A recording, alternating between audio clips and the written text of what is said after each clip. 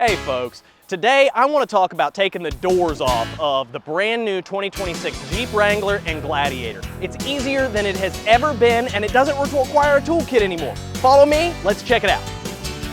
So the first step in taking the doors off of your Jeep, number one, you got to roll down your window.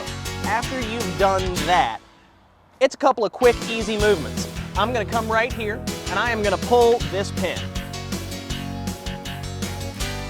After that, I am going to disconnect my electrical and remove this little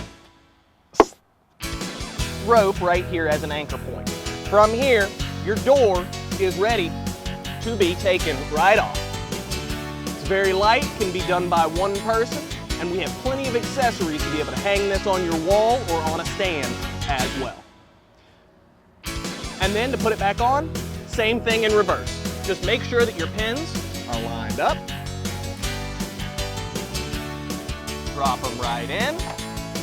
First thing you want to do is make sure you have that safety rope reconnected so that the door doesn't swing too far open and put dents in the side of the vehicle. After that, reconnect your electrical, slides right in,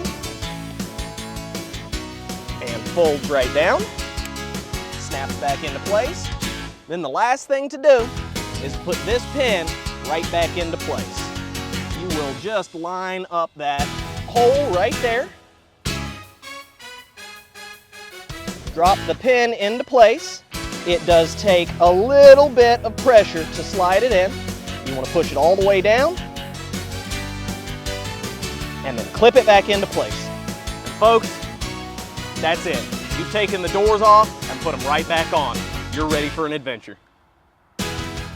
Bobby Gale's Myrtle Beach Chrysler Jeep. We're gonna win you over.